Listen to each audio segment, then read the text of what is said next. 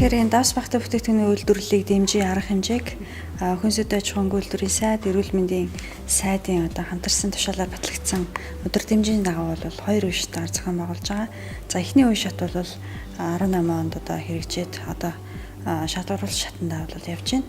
За хоёр дахь үе шатыг бол бид нар 19 онд орон нутагт зохион байгуулсан. За эхний арга хэмжээний хүрээнд бол эхний үе шатны хүрээнд бол Улаанбаатар хотод үйл ажиллагаа явуулж байгаа.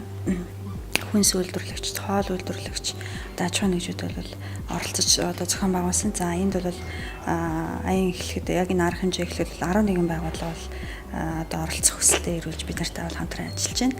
За өнөөдөр бол ажлын хэсэг яг шалгаруулалт явагдахтай холбоотой ингэж үйл ажиллагаатай танилцаад явж байна. Энэ үеэр бол маш олон эерэг сайн үр дүнгууд гарсан байна. Маш олон ажлуудыг бол оролцогч аж ахуйн нэгжүүд маань санаачлан хэрэгжүүлж байна.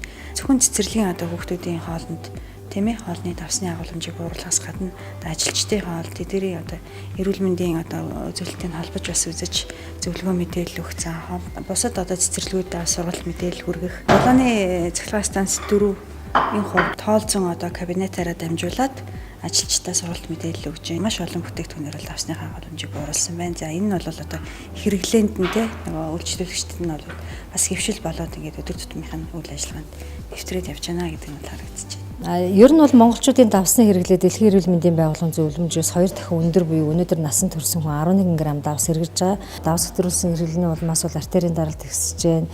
За зүрхний шигдээс үүсэж байна, тархинд цус харуулт үүсэж байна, чихрийн шижин за ялангуяа тэгээд яс хэрэгжих гэх мэтчлэн олон хүчин зүйл байна. Одоо сүүлийн үед дэлхийн эрдэмтдийн аваад үзэж байгаагаар бол давс хөтрүүлийн хэрэглэх нь өөрөө хотоодны бактери хотоодны хавдар үүсгэхэд бас нэг эрсдэлт хүчин зүйл болж байна. Үйлчлүүлэгчдийн голчсон сонгодог 10 төрлийн шүлтэй хоолны давсыг бол 1-2 г-аар бууруулна гэсэн зорилт тавьсан байгаа. За одоогор бол манай 3 г-аар бууруулчаад байна дунджаар. За тэгээд ерөнхийдөө манай зөвхөн тэр 10 хоол биш бүх шүлтэй хоолныхоо давсыг бууруулаад дээр нэмшигний хоолыг бол ямар ч давсгүй үйлдвэрлэдэг болсон байгаа. Бүх цаг давсгүй болсон. Ингэснээр үйлчлүүлэгч мэн ямар ч давсгүй цай ууж ийн гэсэн ямар нэгэн гомдол санал байхгүйгээр бүх хүн яг давсгүй сайгаа угаад гівссэн. Мэс сайхан үр дүнтэй болж байгаа. Ингэснээр бол зоогийн газарт худалдаа авж байгаа давсны худалдаа авалт хэмжээ мэдээж буурсан. За энэ ойролцоогоор нэг шүлтэй хоол цай оруулахаар 70 кг давсаар буурсан байгаа. Гэхдээ энэ 70 кг бол нэг зүгээр хэмжигдэж байгаа үр дүн болов цаад хэмжигдэхгүй маш олон төрлийн эерэг эрүүл мэндийн эерэг өөрчлөлтүүд бол гарсан байгаа. Цаашдаа манайх бол бүхэл үйлдвэрлэж байгаа хоолныхаа давсыг бууруулна багжаараа хэмжинэ гэж байгаа. Манай хэмждэг давс хэмжигч бол ийм хэмжигч байгаа. Зүрх судас өөр бусад төрлийн өвчнүүд аюух нэмэгдэж байгаа учраас давсны хэрэглээд бууруулах нь маш зөв.